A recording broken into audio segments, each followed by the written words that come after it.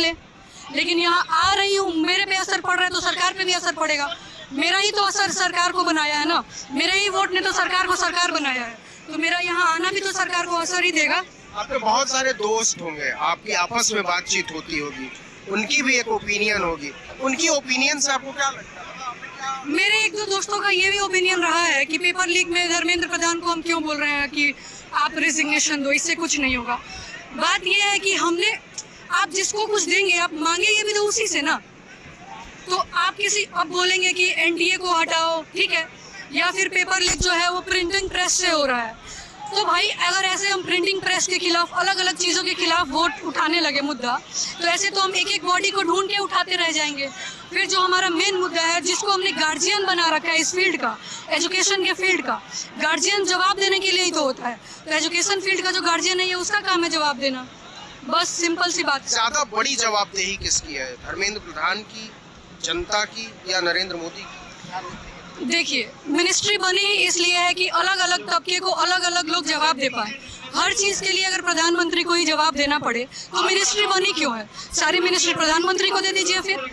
और रही बात कि धर्मेंद्र प्रधान से ही जवाबदेही चाहिए हमें, लेकिन धर्मेंद्र प्रधान को मिनिस्टर बनाने वाले तो मोदी है ना, तो अगर धर्मेंद्र प्रधान रिजिग्नेशन नहीं दे रहे हैं, जवाब नहीं दे रहे हैं, तो मोदी को उनको बोलना चाहिए कि भाई तुम क्यों जवाब नहीं दे रहे हो। और हमें सोचना चाहिए कि मोदी भी जवाब क्यों नहीं दे रहे हैं इस बात पे। उनके तो एकदम सुन्न हो गए ना सब, जवाब तो दूर की बात है, आप एटलीस्ट देख भी नहीं रहे हैं कि यहाँ सोनम वांगचुक सर तो स्टूडेंट नहीं है, फिर भी वो यहाँ बैठे हैं। तो अगर आप सोचिएगा कि ये सिर्फ स्टूडेंट्स का प्रोटेस्ट है तो आप बहुत गलत हैं। यहाँ अलग अलग तबके के लोग ना अपनी हर प्रॉब्लम्स लेके आए हुए हैं, तो ये सिर्फ स्टूडेंट्स का प्रोटेस्ट नहीं है, ये आम जनता का प्रोटेस्ट है।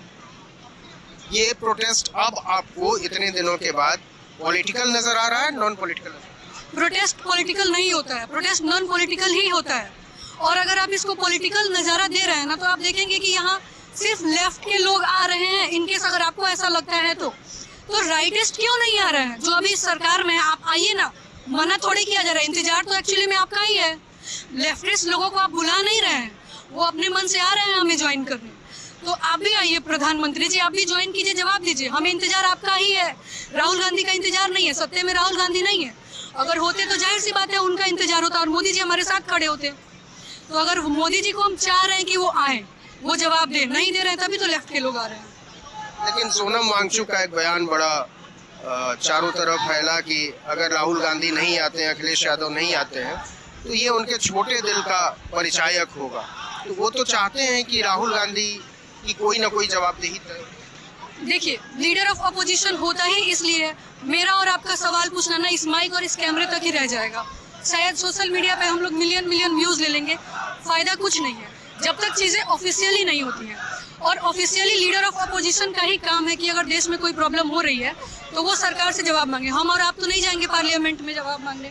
तो लीडर ऑफ अपोजिशन होता ही इसलिए है ना कि हमारे मुद्दे को और ख़राब पॉलिसी कोई हो रही है तो वो उसके खिलाफ सरकार से जवाब मांगे। बस इसलिए शायद वो उनको बुलाना चाह रहे हैं। और ये अच्छी बात है कि वो हमें ज्वाइन करें, लेकिन वही बात है, इंतजार तो मोदी जी और इन लोगों का है, बीजेपी का है। अगर कोई और आ रहा है तो ये उनका बड़प्पन है, लेकिन हमें तो इंतजार बीजेपी का ही है। आपका सब्जेक्ट क्या है? पॉलिटिकल साइंस है मेरा सब्जेक्ट। चूँकि आप पॉलिटिकल साइंस की विद्यार्थी हैं और आप थॉट प्रोसेस में बड़ी क्लियर दिखाई दे रही हैं, तो इसलिए एक सवाल शायद मैं नहीं पूछता, लेकिन अब मैं पूछ लेना चाहता हूँ। शुरू में ये कहा गया अभिजीत दीपके की तरफ से कि पॉलिटिकल लोगों का स्वागत नहीं है, वो दूर रहे यहाँ से, और इनफैक्ट उन्होंने हमको फेल किया है, इसलिए सीजेपी का उस जन्म हुआ है। अब वो कहते हैं कि पॉलिटिकल लोगों को आना चाहिए, एक लिस्ट जारी की जाती है नेताओं की, और लोग आते भी हैं इस तरीके से। आपको लगता है कि चूंकि शुरू से किसी भी सिविल सोसाइटी ग्रुप से कंसल्ट नहीं किया गया, अभी भी सीजेपी का जो पूरा स्ट्रक्चर है वो किसी भी तरीके से डेमोक्रेटिक नहीं है, वो यार दोस्तों के दम पर कुछ बन गया है और लोग उसके चारों तरफ इकट्ठे हो गए। ये क्लैरिटी अगर शुरू से होती, सिविल सोसाइटी को इन्वॉल्व किया जाता, स्टूडेंट्स ग्रुप को भी इन्वॉल्व किया जाता, तो शायद ये आंदोलन और पहले किसी कंक्लूजन तक पहुंच सकता था। देखिए, जैसे आपने अभी एक बात बोली ना कि पॉलिटिकल लोगों को, पॉलिटिकल लोग कौन होते हैं? हम जो खाना खा रहे हैं ना, वो भी पॉलिटिक्स ही है। आप ये जो माइक पकड़े हुए हैं, जो आपका सोशल मीडिया काम कर रहा है ना, ये भी पॉलिटिक्स ही है। सबसे बड़ी प्रॉब्लम क्या है ना कि लोग आजकल बोलते हैं कि मैं पॉलिटिक्स से दूर हूँ, पॉलिटिक्स से आप दूर हो सकते हैं अपनी आंखें बंद करके, शुतुरमुर्ग की तरह जो होता है ना, छुप के, लेकिन पॉलिटिक्स आपसे दूर नहीं रह सकता है। आपका भोजन, आपका कपड़ा, आप जो बोल रहे हैं, आपका बयान, इवन आपके मोबाइल में स्क्रॉल करते हुए जो आ रहा है ना, वो भी पॉलिटिक्स ही है। अगर आप इस बात को नहीं मानते हैं तो आप एक शुतुरमुर्ग हैं। और nothing is personal, definitely nothing is personal, everything is political. अगर ये चीज़ पॉलिटिकल नहीं होती, मतलब ये अपने आप में एक बेवकूफ़ी है कहना कि मैं पॉलिटिक्स से दूर हूँ। आप पॉलिटिक्स से दूर नहीं है। आपके फूड में जो एडल्ट्रेशन हो रहा है ना, वो भी पॉलिटिक्स ही है। अगर आपको लगता है कि आप पॉलिटिक्स से दूर हैं तो आप बस बेवकूफ़ी कर रहे हैं और अकाउंटेबिलिटी नहीं लेना चाहते हैं।